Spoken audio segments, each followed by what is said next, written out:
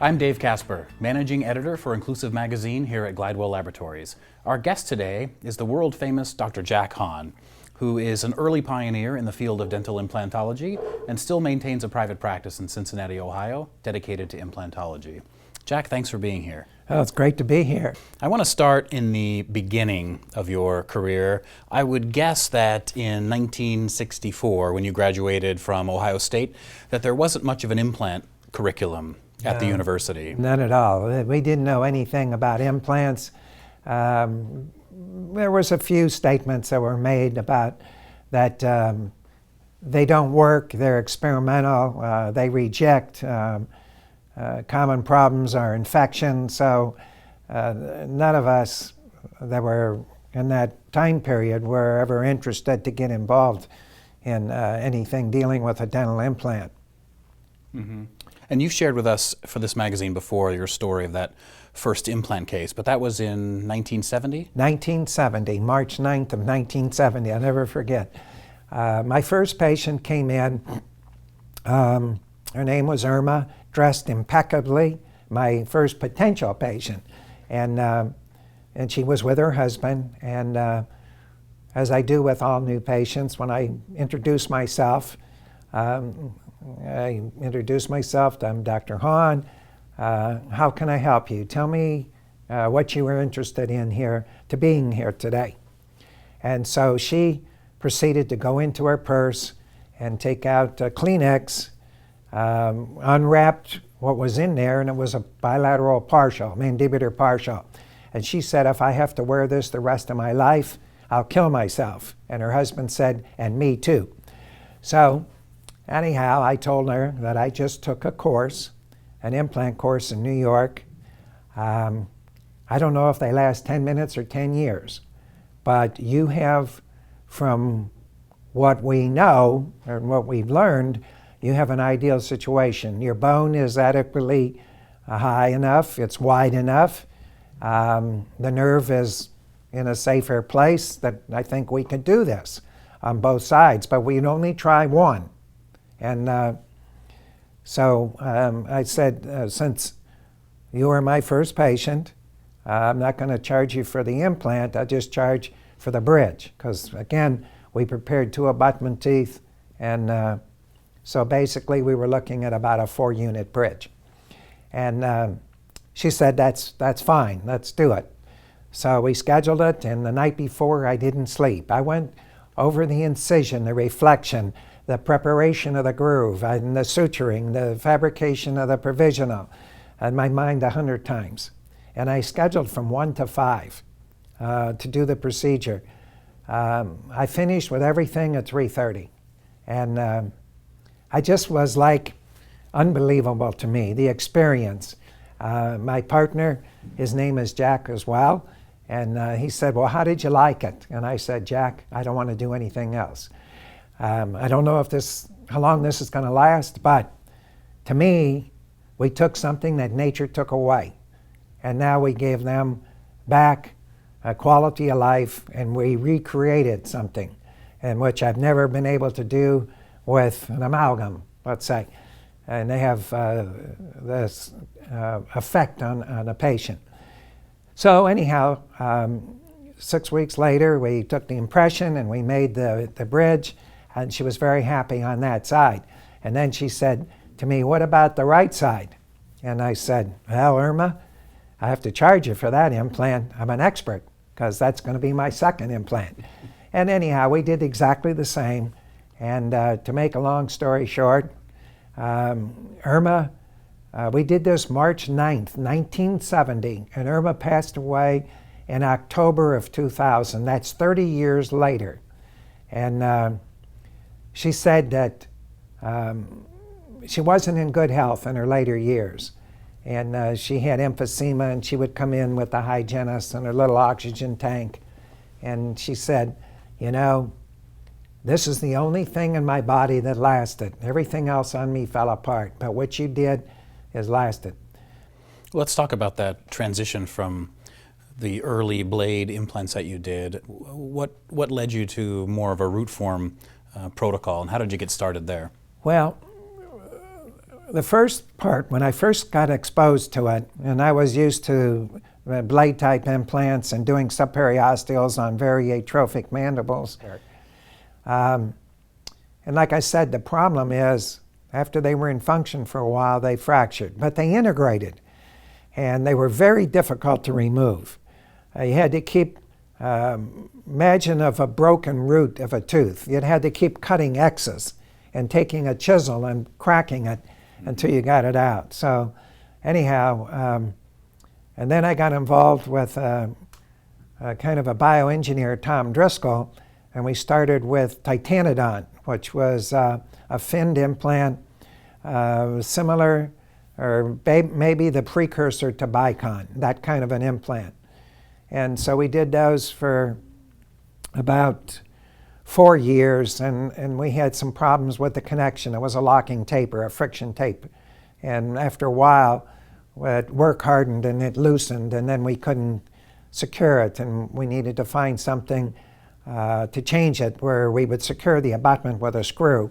And at that time, they didn't want to do it. It was still Boehringer Mannheim, the same company that had the aluminum oxide. So they didn't want to do it.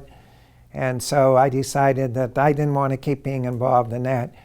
And then had an idea that an implant should have a collar, like a tooth has. A tooth has a neck, like what I call a periodontal neck, where, and if you look at it in an implant, a machine collar, maybe whatever it is, 2 millimeters or whatever, you have some safety until you get into the threads. If you put that at bone level and the 2 millimeter collar is even, the top is even with the bone, if you did get a little bit of bone loss, you had some safety till you get into the threads. So hence, I thought, well, let's be even more safe. Let's go with a 4 millimeter machine collar before the threads. And so we came up with the concept, and that was the start of Stereos, which was founded by Danar, the articulator company. So the beginning of the company was Stereos by Danar. Mostly we were doing bars in those days. So if you're doing a bar, you wanted the bar to be above the tissue, you screwed one of these transmucosal abutments. So it was only simple, very simple. Maybe a choice of 4 abutments. Today the systems have many, many more choices, and in some respect I think too many choices, but that's my opinion. And but you know, that was the first concept of taking an implant and relating it somewhat to a natural tooth.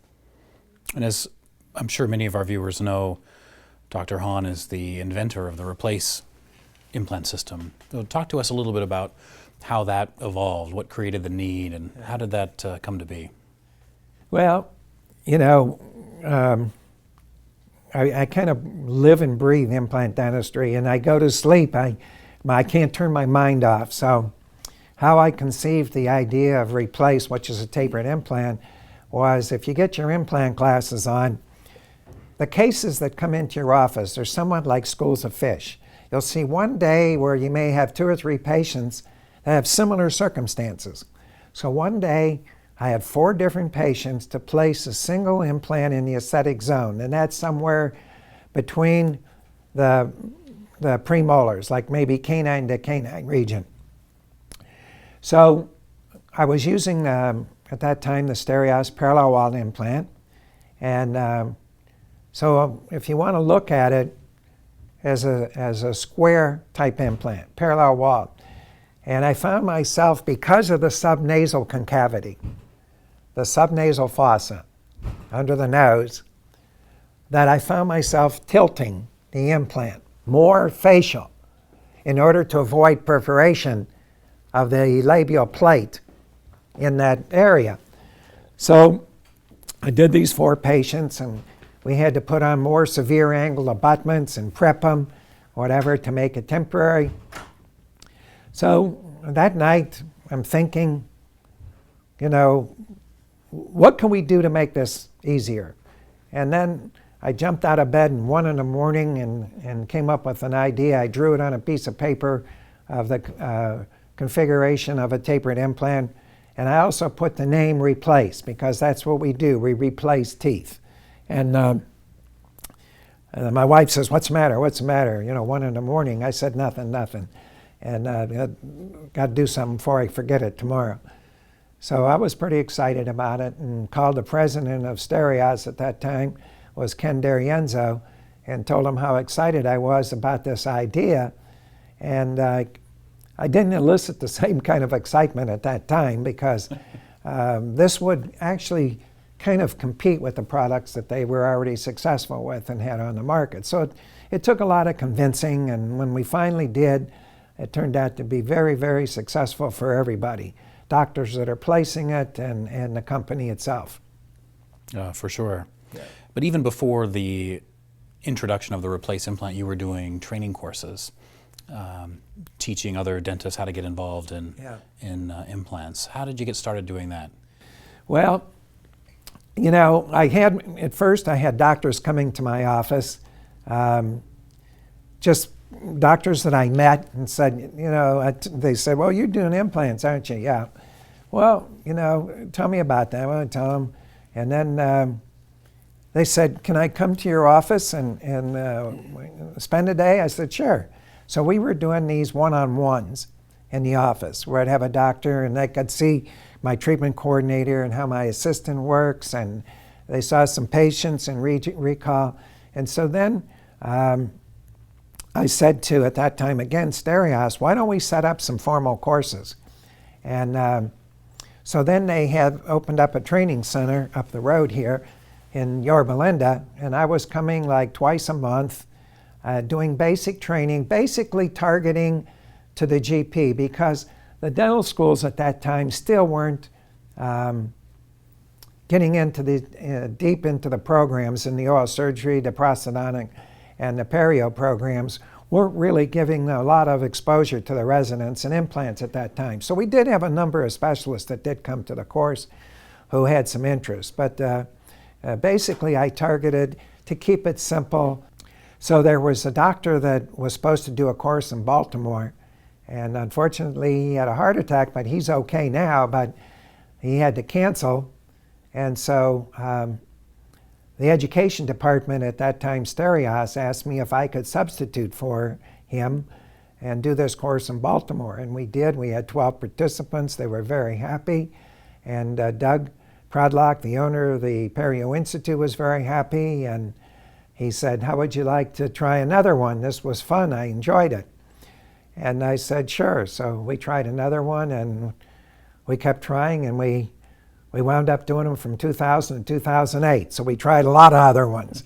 And we educated a lot of people. And I still have people come up to me at the AO and the AID and the ISUI, the different implant organizations, and come up to me and say, "You started me. I did my first implant. You taught me how to do this."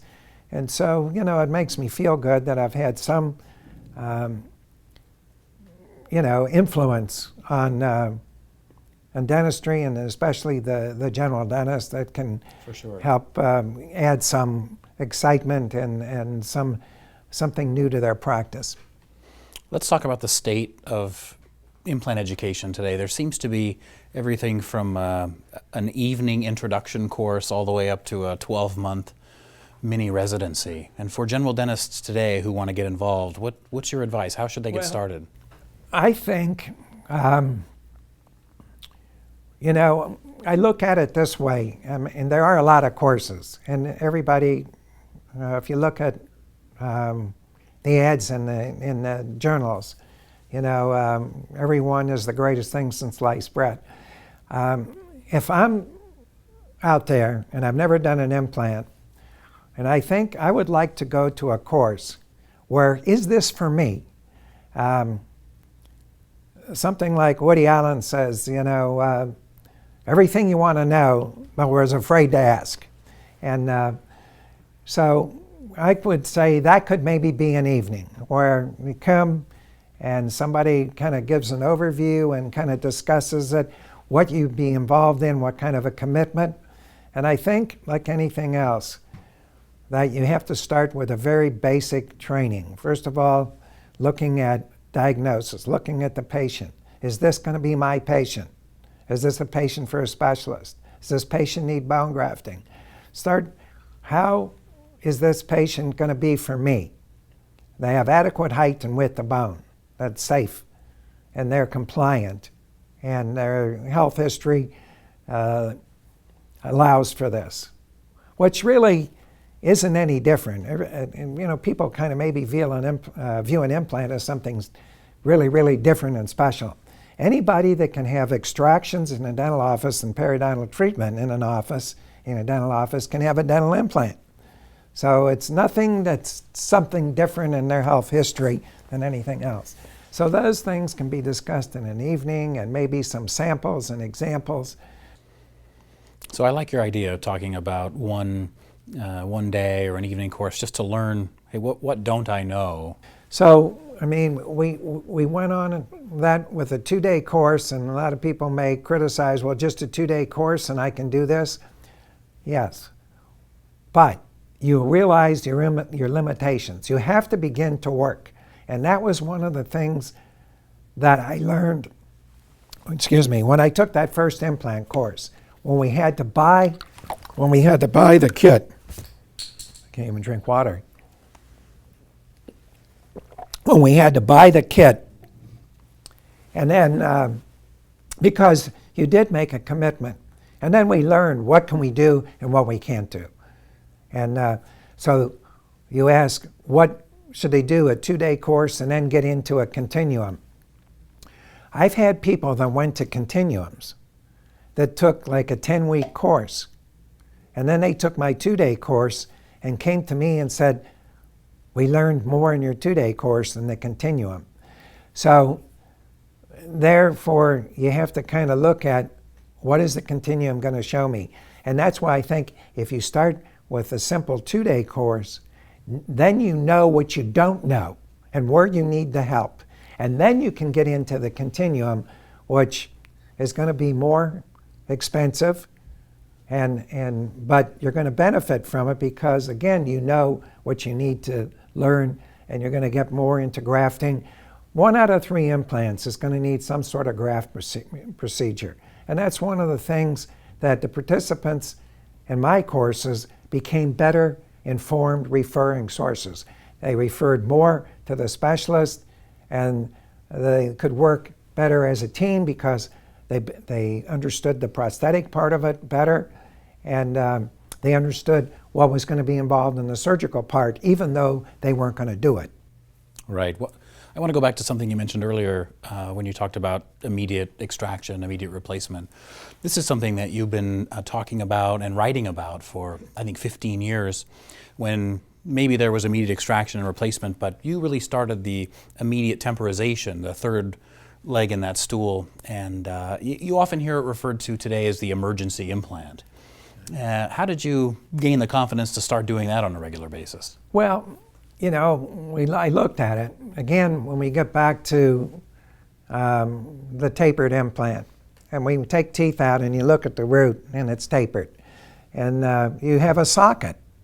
So, you know, to me, that's 3/4 prepared. Nature's already prepared the site for the implant.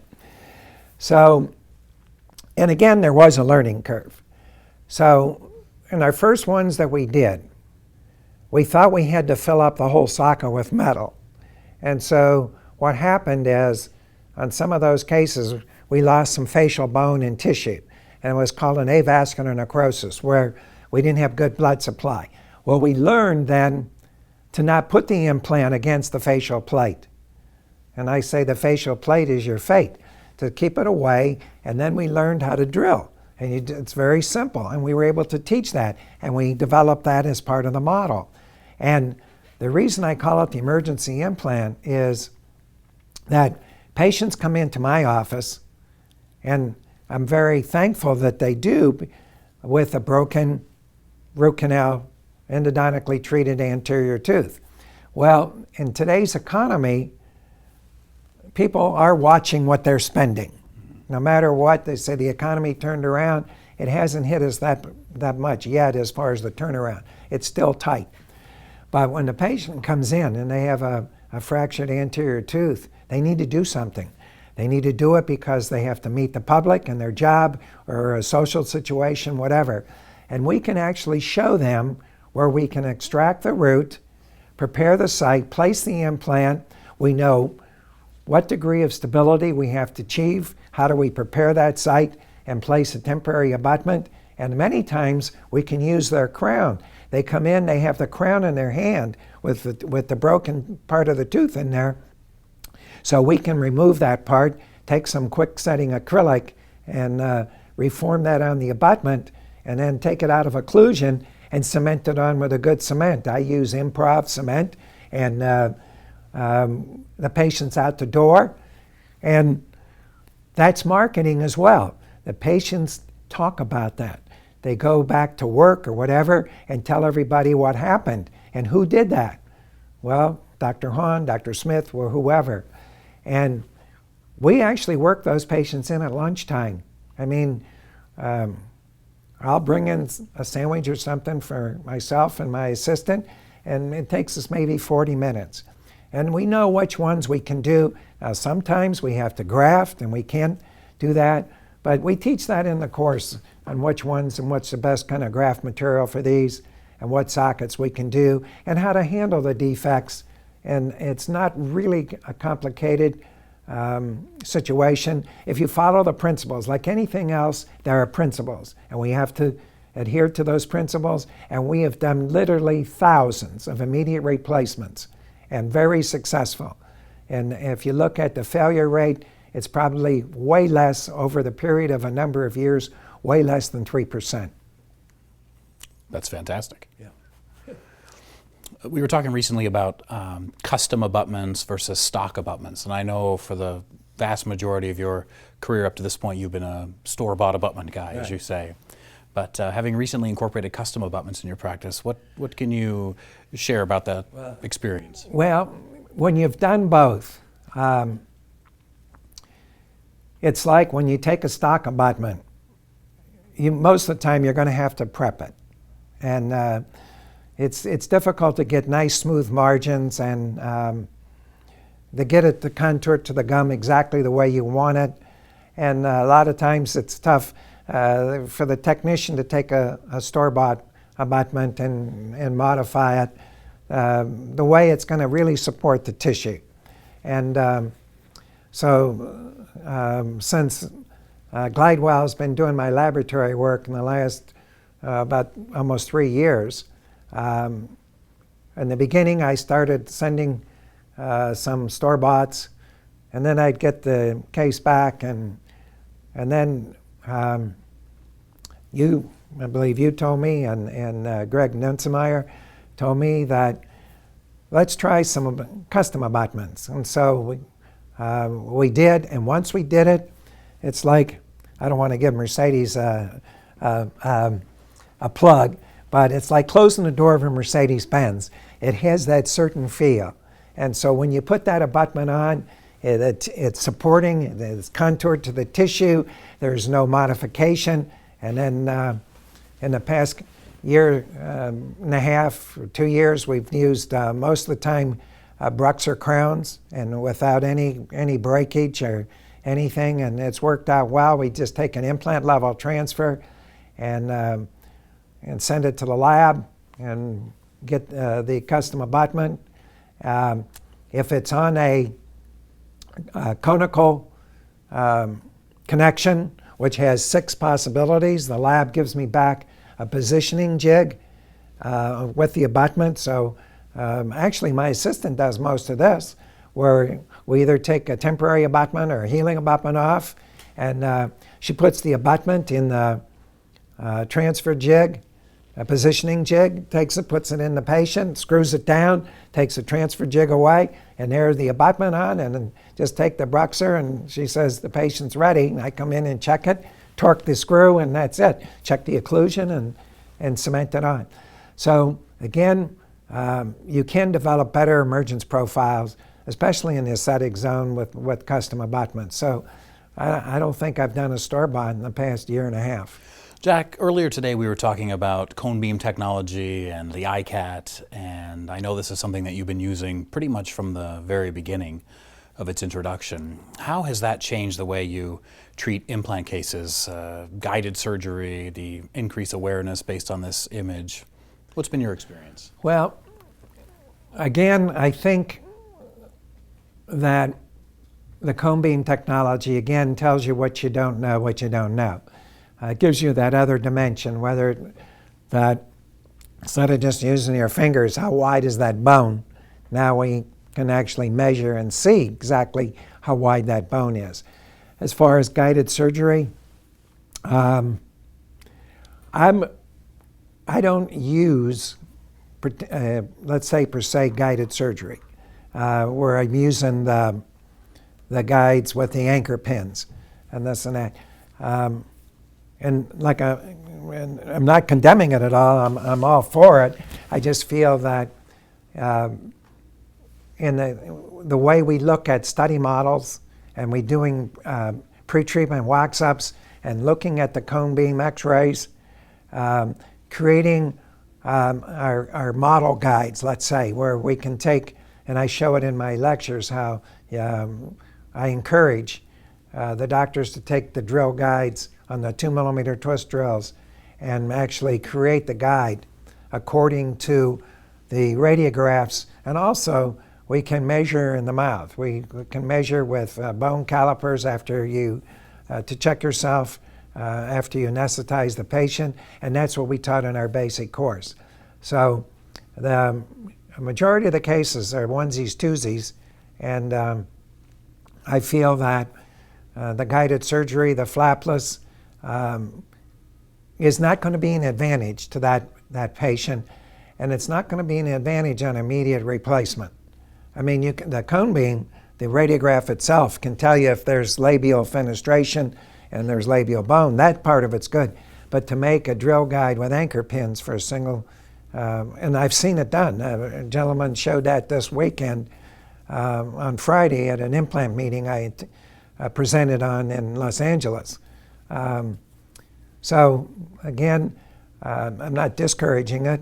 I'm saying that there are also very few cases, especially the edentulous mandible, that haven't had to modify the bone after I've opened.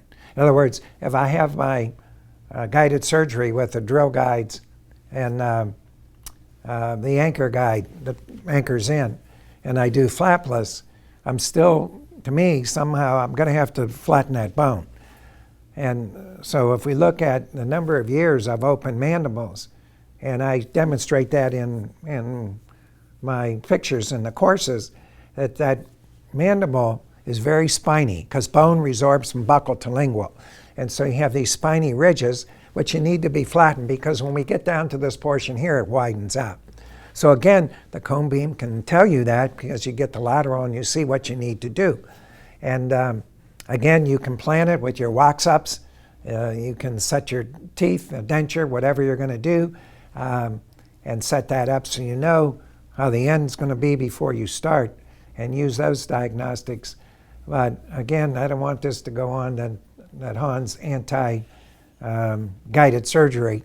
It's just that I think that we can use it wisely and again, keep treatment costs down somewhat because that becomes very important to the patient. Well, I think economics is a big part of it. We hear from dentists who are early in their careers placing implants that they all would choose to place even a single unit guided, but the additional cost associated with the guide is prohibitive, and the dentist down the street would of course then maybe not use that, and they can't necessarily compete. So in your mind, if the guide was free, would they be used more? Would that encourage dentists to get involved?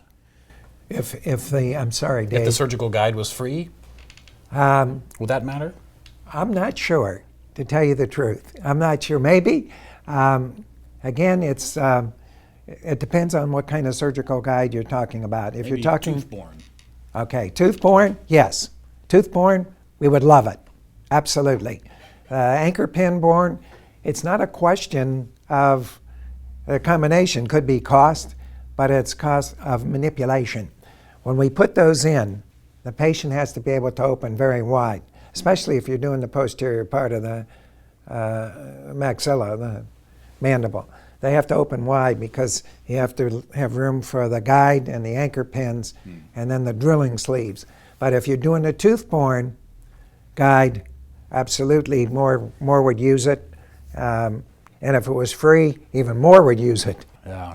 Another topic on economics, something that we see here in Southern California a lot, and I know you were doing this before probably anybody, and that's advertising implant services directly to the consumer, directly to the patient, whether it was a newspaper advertising or radio advertising.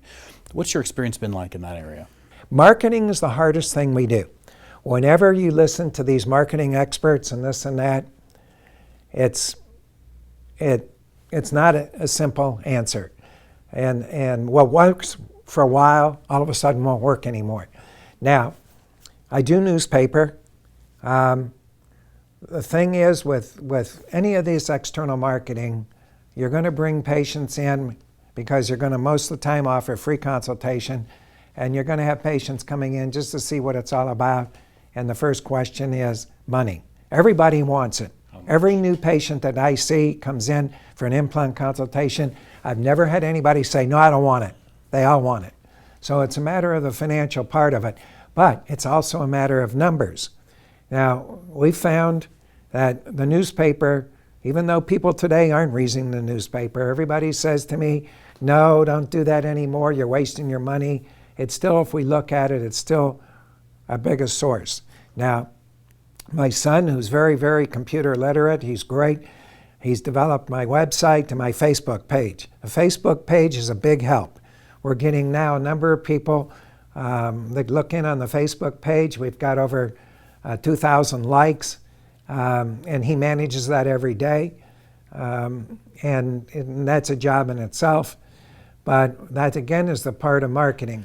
Early marketing was always the benefits to the patient. There's that classic image of a woman eating an apple for the first time. But more and more what we're seeing now is price-driven, where it's a low price is the headline to the patient. And what's your opinion on this? Is this creating confusion? I wouldn't advertise price. I would advertise service. And maybe my ads are dental implants, the best solution for missing teeth, hopeless teeth, and slipping uncomfortable dentures. And offer the free consultation where all your questions will be addressed. I have treatment solutions to fit your budget, that there are different options that we can discuss. And basically encourage them to call to make that consultation. And then all treatments done at one convenient location by one doctor offers substantial cost and savings in cost and time, period. No $9.95 and plus, you get a free car wash or any of this. I would stay away from those kind of ads. I mean, personally, because maybe you can't deliver it at that price. Maybe you're going to have to do some grafting and some other things. I just would stay away from it. There's one advertisement here in Los Angeles where they're advertising the brand of implant used with a fixed fee, but then it goes on to say that other systems are available at a lower price. What do you think about? Terrible. Terrible. It's like going to a shopping center. What kind of shoes am I going to get? First of all, the patient doesn't know what kind of implant it is. Right. Yeah. Now, you can say what it is, and then you can say, if you want, look it up on the internet, this is the company, and blah, blah, blah. You can do that if you like when you see the patient. But to say that this implant, if I use this implant, it's $100 more, I don't know. I mean, there again, in marketing, again, I don't have all the answers. I'm just telling you that I know people's reaction. And now there are some people that do get on the internet and will research about implants, and they might come onto a site that does talk about that their implant is, there's a lot of research and do this and that and this and that, and they may ask for it, but it's very, very rare, very rare. I think in all the years I've only had 2 people ask for a type of implant. Wow. Out of 40,000 implants over your career, that's not very many. Good. Well, Jack, thanks for being here today. Okay, really Dave, thanks for allowing me to share with you. Anytime. Thank you.